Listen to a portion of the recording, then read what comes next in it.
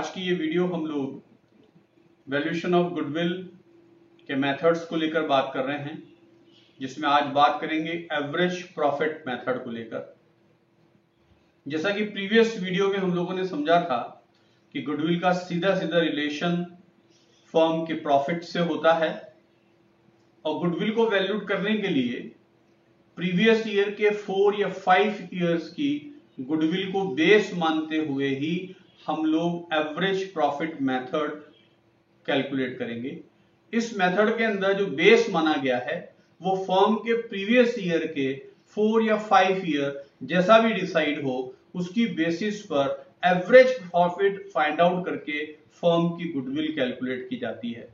सबसे पहले हमको फाइंड आउट करना पड़ेगा एवरेज प्रॉफिट, और एवरेज प्रॉफिट के लिए प्रीवियस 4 या 5 ईयर का जो प्रॉफिट एंड लॉस दे रखा है उसका टोटल लेंगे और उसमें डिवाइड कर देंगे नंबर ऑफ ईयर्स से, जितने ईयर्स का आपने प्रॉफिट एंड लॉस लिया है। तो इससे एवरेज प्रॉफिट हमको फाइंड आउट हो जाएगा और इसकी बेसिस पर फर्म की गुडविल का हम वैल्यूएशन करेंगे। और गुडविल कैलकुलेट करने का फॉर्मूला क्या है? Number of year purchase into average profit. Questions के अंदर मेंशन करके देगा कितने ईयर्स की आपकी परचेज की बेसिस पर फर्म की गुडविल को आपको मानना है, तो उससे अपन कौन सा एवरेज प्रॉफिट को मल्टीप्लाई कर देंगे तो फर्म की गुडविल आ जाएगी। बट यहां पर आपको एक बात ध्यान रखनी है, एवरेज प्रॉफिट कैलकुलेट करने से पहले प्रीवियस ईयर के जो प्रॉफिट एंड लॉस दे रखे हैं, अगर उन प्रॉफिट एंड लॉस के अंदर एबनॉर्मल इनकम, एबनॉर्मल लॉस या इनकम इन्वेस्टमेंट से हुई इनकम के कारण से अगर प्रॉफिट एंड लॉस अफेक्ट हो रहे हैं तो पहले इन प्रॉफिट को एडजस्ट किया जाएगा और उसके बाद ही एवरेज प्रॉफिट फाइंड आउट करेंगे। कैसे? एक एक करके समझें। जैसे एबनॉर्मल इनकम के बारे में समझें। Abnormal income of the year should be deducted out profit of that year. इसका मतलब यह हुआ कि अगर पर्टिकुलर किसी ईयर के प्रॉफिट में एबनॉर्मल इनकम इंक्लूड है। अब ये एबनॉर्मल इनकम का मतलब क्या है? ये वो इनकम है जो बिजनेस की रूटीन एक्टिविटी का पार्ट नहीं है, बिजनेस की एक्टिविटी का पार्ट नहीं है। लॉटरी से इनकम हो गई या किसी प्रकार की एसेट्स को सेल करने से हमारे को इनकम हो गई। तो ऐसी जो इनकम है जो कैजुअली होती हैं, जो रूटीन एक्टिविटी का पार्ट नहीं, उनको एबनॉर्मल इनकम माना है। और अगर ये प्रॉफिट में इंक्लूडेड है तो पहले उसको डिडक्ट करना पड़ेगा ताकि हम नॉर्मल प्रॉफिट फाइंड आउट कर सकें।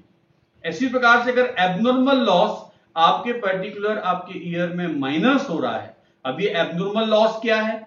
ऐसा लॉस जो कि आपके कौन सा नेचुरली हुआ है, आग लगने के कारण से, चोरी के कारण से, बाढ़ आने के कारण से या किसी प्रकार के एक्सीडेंट की वजह से कैजुअली इस प्रकार के लॉसेस होते हैं जो एबनॉर्मल कैटेगरीज के होते हैं। और वो लॉसेस का अगर आपने कौन सा करंट ईयर के प्रॉफिट में से एडजस्ट कर रखा है तो ऐसे केसेस में वो प्रॉफिट नॉर्मल प्रॉफिट नहीं है। तो उस ईयर का नॉर्मल प्रॉफिट फाइंड आउट करने के लिए इन सभी एबनॉर्मल लॉस को वापस से प्रॉफिट में क्या कर देंगे? ऐड करेंगे, तब जाके बिजनेस का नॉर्मल प्रॉफिट आएगा। क्योंकि इस प्रकार के जो लॉसेस हैं वो बिजनेस की डे रूटीन एक्टिविटी का पार्ट नहीं है। दैट्स व्हाई इसका इंपैक्ट प्रॉफिट पर नहीं पड़ना चाहिए। और हमको जो एवरेज प्रॉफिट के लिए प्रॉफिट लेना है वो कौन सा प्रॉफिट होना चाहिए? बिजनेस का नॉर्मल प्रॉफिट। अब बात करते हैं इनकम फ्रॉम इन्वेस्टमेंट को लेकर। एक बिजनेसमैन अपनी एक्सेस इनकम को बिजनेस के बाहर इन्वेस्ट कर देता है ताकि उसको इंटरेस्ट की, डिविडेंड की, इस प्रकार की कौन सा इनकम अर्न हो सके।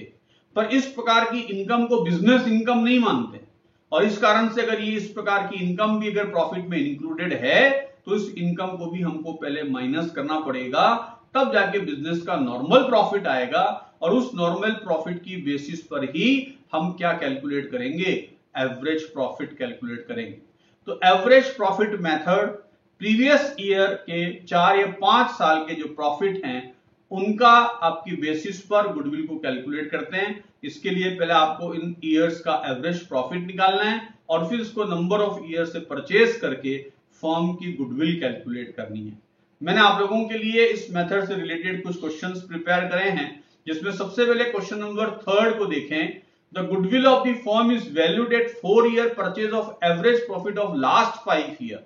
आपसे क्या रखा है कि फर्म की जो गुडविल है वो 4 ईयर परचेज की बेसिस पर निकालनी है, पर एवरेज प्रॉफिट कौन सा होना चाहिए, प्रीवियस 5 ईयर के आपके कौन सा प्रॉफिट की बेसिस पर एवरेज प्रॉफिट अपन को कैलकुलेट करना है।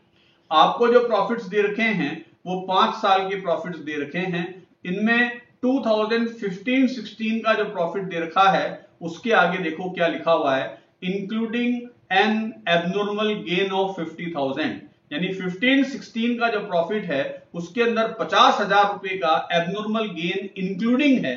तो क्या करेंगे, हम एवरेज प्रॉफिट कैलकुलेट करने से पहले प्रॉफिट को एडजस्ट करेंगे। तो देखो आंसर में सबसे पहले मैंने लिखा है प्रॉफिट एडजस्टेड 2015-16, 4.5 लाख में से माइनस कर दें एबनॉर्मल गेन के 50,000 रुपए, तब जाके हमको नॉर्मल प्रॉफिट आएगा 2015-16 का 4 लाख रुपीस। 16-17 में भी आपको सेम ऐसे ही कहा है, after charging N abnormal loss, यानी फर्म को एबनॉर्मल लॉस हुआ है 90,000 का और उसको डिडक्ट करने के बाद ही फर्म का प्रॉफिट कितना कैलकुलेट किया है 3,50,000 रुपीस का। तो ये बिजनेस का नॉर्मल एक्टिविटी या रूटीन एक्टिविटी का पार्ट नहीं है, ये एबनॉर्मल लॉस है, इस कारण से ये बिजनेस का प्रॉफिट अफेक्ट कर रहा है। तो इस आपको क्या करना पड़ेगा, नॉर्मल प्रॉफिट फाइंड आउट करने के लिए इस लॉस को जो प्रॉफिट में से माइनस कर रखा है इसको वापस से क्या कर देंगे, अपन ऐड कर देंगे। तो 2016-17 का जो प्रॉफिट है 350, उसमें प्लस कर दें 90,000 का एबनॉर्मल लॉस, तब जाके नॉर्मल प्रॉफिट आपको पता पड़ेगा इस पर्टिकुलर ईयर का 4,40,000। अब बात करते हैं कि अपन एवरेज प्रॉफिट निकालें। एवरेज प्रॉफिट का फॉर्मूला आपको मेंशन करना है और उसके बाद आपको कौन सा फॉर्मूले में क्या दे रखा है, total of previous year profit and loss. अगर लॉस है तो माइनस करें, प्रॉफिट है तो ऐड करें। तो 5 सालों का प्रॉफिट एंड लॉस अपन इसमें मेंशन कर दें। 2013 प्रॉफिट का तो आपके 13-14 का तो जो प्रॉफिट दिया है 2 लाख वही लेंगे। 14-15 में लॉस दिया है तो उसको माइनस करेंगे। 15-16 का जो आपने नॉर्मल प्रॉफिट निकाला है एडजस्ट करके 4 लाख वो लिया जाएगा। 16-17 का भी एडजस्टेड प्रॉफिट लेंगे 440 एंड 17-18 का मेंशन करके दिया है 2,60,000। इन सबको ऐड कर दें अपॉन 5 कर दें, 10 लाख रुपीस आपके कौन सा टोटल आ रहा है, अपॉन 5 कर दिया तो 2 लाख रुपीस का एवरेज प्रॉफिट आएगा। गुडविल कैलकुलेट करने के लिए एवरेज प्रॉफिट को मल्टीप्लाई कर दें 4 ईयर परचेज से, दैट्स व्हाई आपकी फर्म की गुडविल कितनी आ जाएगी, 8 लाख रुपीस। तो एवरेज प्रॉफिट मेथड की बेसिस पर हम इस प्रकार से गुडविल को कैलकुलेट करेंगे। अब यहां मैं एक और क्वेश्चन आपको मेंशन कर रहा हूं, कुछ थोड़ा एडवांस, उसको भी एक बार जरा देखें। क्वेश्चन नंबर दे रखा है 4।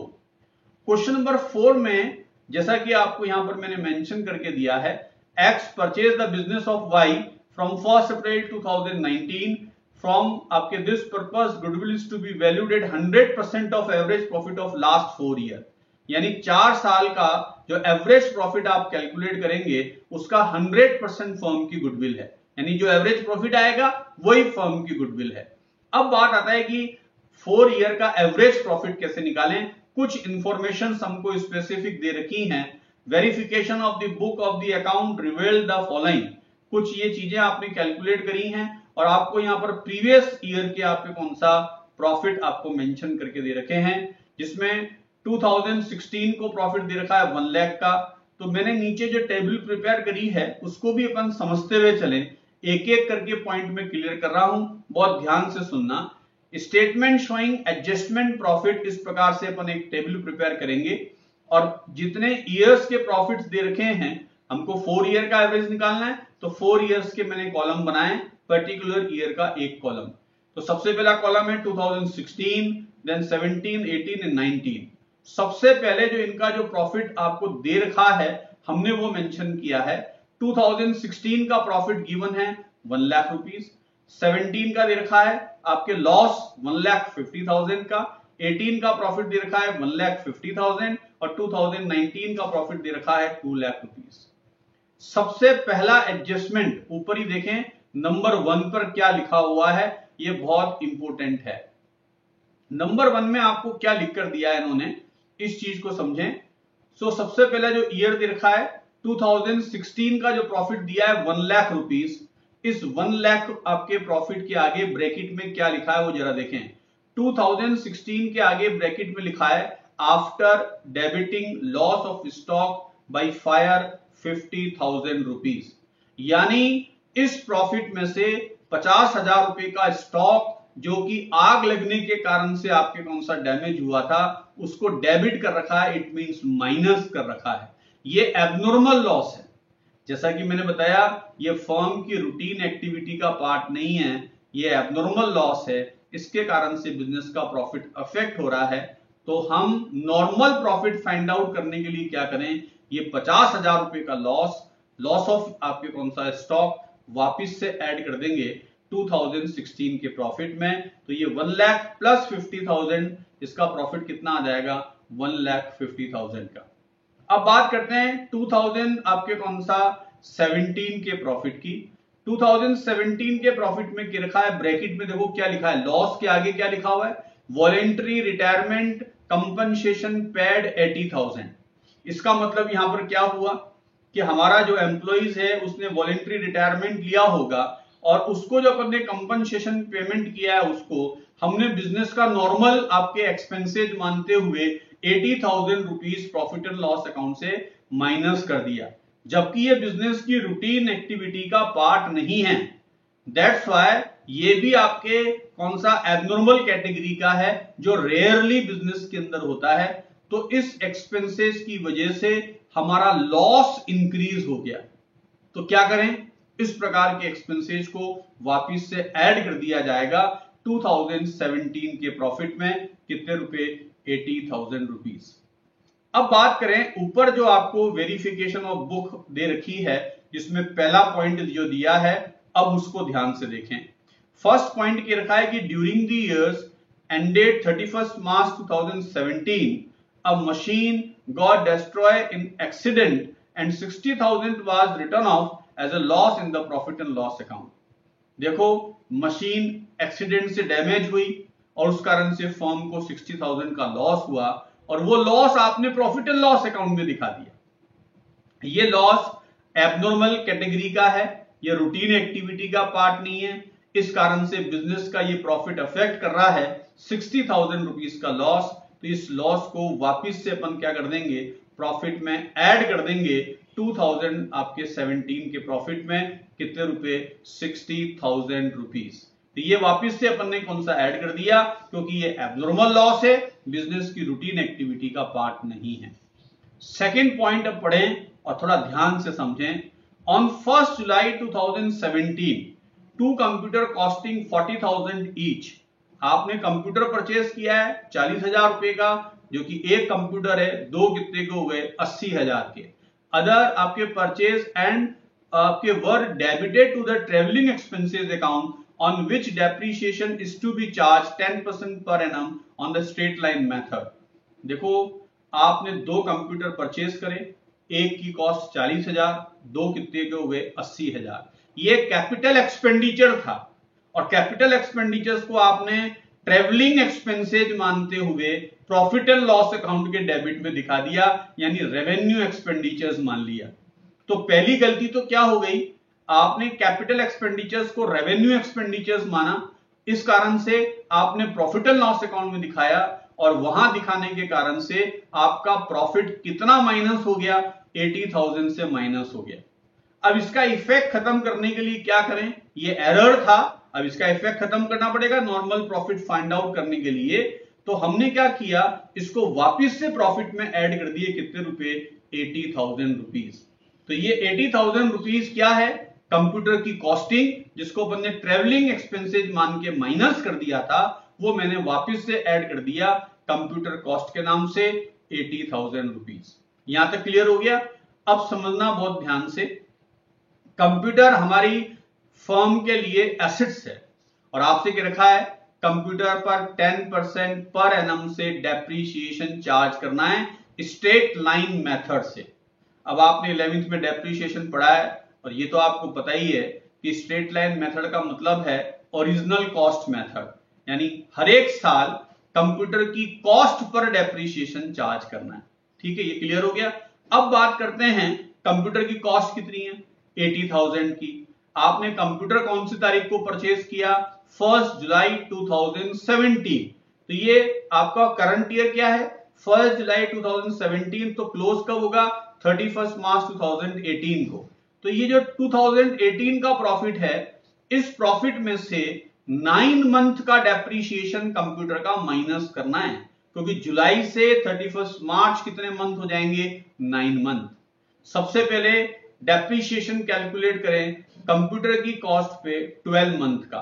80,000 का 10% कितना होता है? 8,000। ये 12 मंथ का आया। आपको कितने मंथ का डेप्रीशिएशन चाहिए? 9 मंथ का। तो 8,000 इंटू 9/12, तो कितने मंथ का डेप्रीशिएशन आ जाएगा? 9 मंथ का 6,000 रुपीज। तो जब आपने इसको एसेट्स माना तो इस पे डेप्रीशिएशन चार्ज करना है, और ये डेप्रीशिएशन चार्ज कहां से करेंगे? प्रॉफिट एंड लॉस अकाउंट के डेबिट से, यानी प्रॉफिट में से डिडक्ट करना है। इसलिए मैंने लेस डेप्रीशिएशन कितना लिखा है 31 मार्च 2018 में 6,000 का। और जब नेक्स्ट ईयर फिर वापस डेप्रीशिएशन लगाएंगे तो कंप्यूटर की कॉस्ट पे पूरे 12 मंथ का लगेगा। कॉस्ट कितने की थी? 80,000 की। 10% से 12 मंथ का डेप्रीशिएशन कितना आएगा? 8,000 रुपीज। तो 2019 के प्रॉफिट में से डेप्रीशिएशन माइनस किया है मैंने कितना?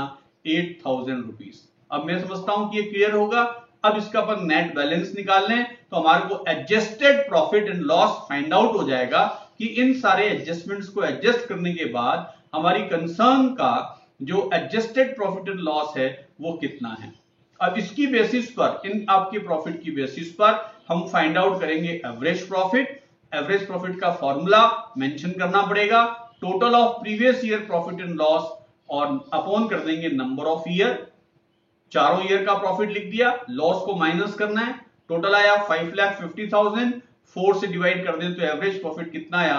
1,39,000 रुपीज। और गुडविल के बारे में क्या रखा था?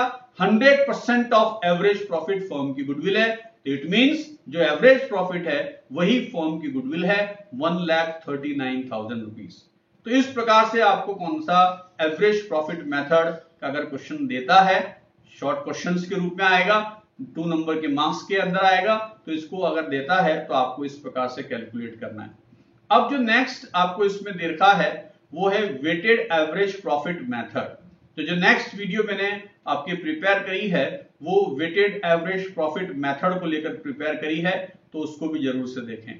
Thank you.